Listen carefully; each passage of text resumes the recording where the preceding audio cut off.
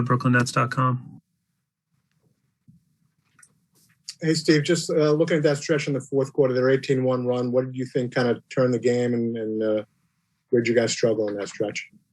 Yeah, we had a poor stretch. I think it was a little bit of a photo of the night in general, is that they were just overall more physical than us at both ends of the floor. Our gap for our team is that we don't have a common history. We're brand new. Everything's new. We've changed teams more or less a number of times. So we got a gap to make up as far as our understanding of one another.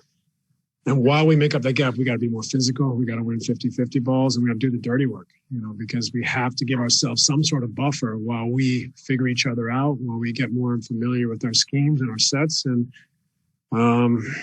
give ourselves, like I said, that little cushion where maybe it's not as smooth, it's not as seamless at all times, but we're still able to scrap and claw and stay in the games.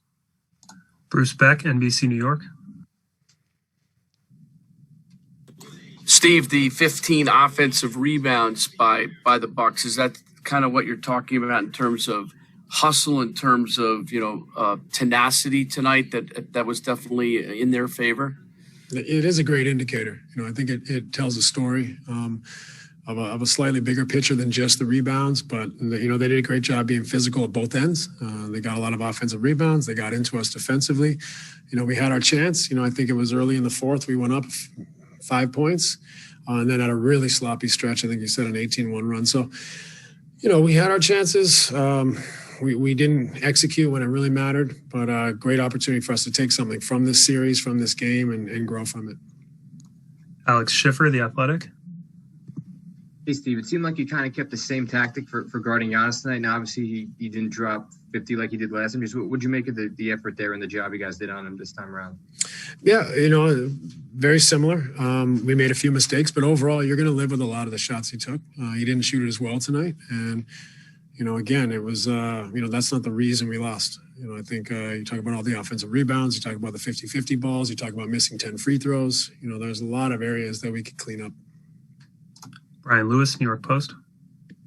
Steve, in terms of the physicality, is it fair to say that that's not really a personnel issue or a roster issue? That's more of a grit issue? I mean, there were a couple plays down the stretch where Middleton came through the lane and there really was not a lot of physical resistance.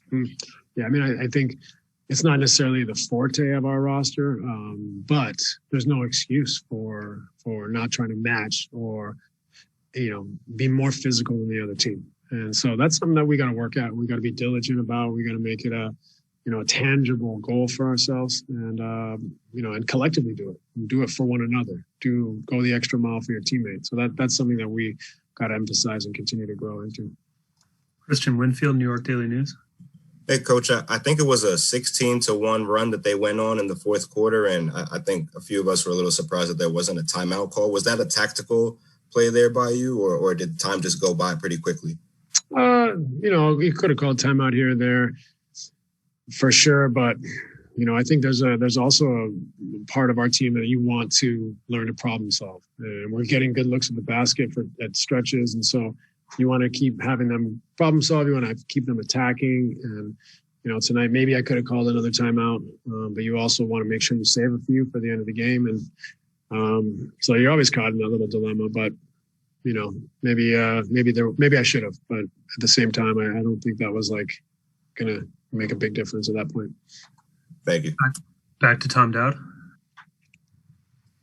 Hey, Steve, just curious about, Nick and Bruce and their minutes. Both of them obviously missed differing amounts of time for different reasons. But where do they stand as far as kind of fitting them back into things? Yeah, tonight I think was an opportunity to reintroduce them, to get their kind of feet wet, so to speak. They're still, trying to get them back to their full fitness. But it was great to have them get out there, feel it, and be a part of it. Malika Andrews, ESPN.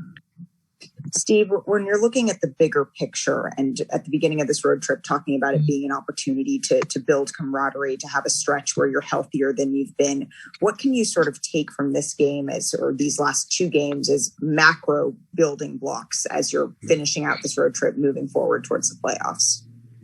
I think it's a great experience for us to recognize where we are.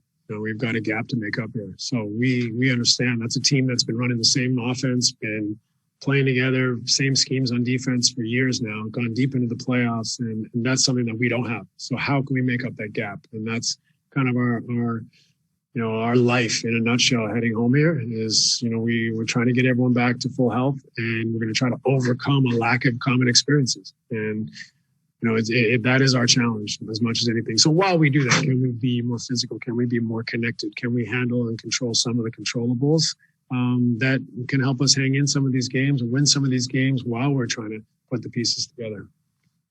Thank you. Thanks, Coach. Appreciate it. Okay. Thanks. Good night, everyone.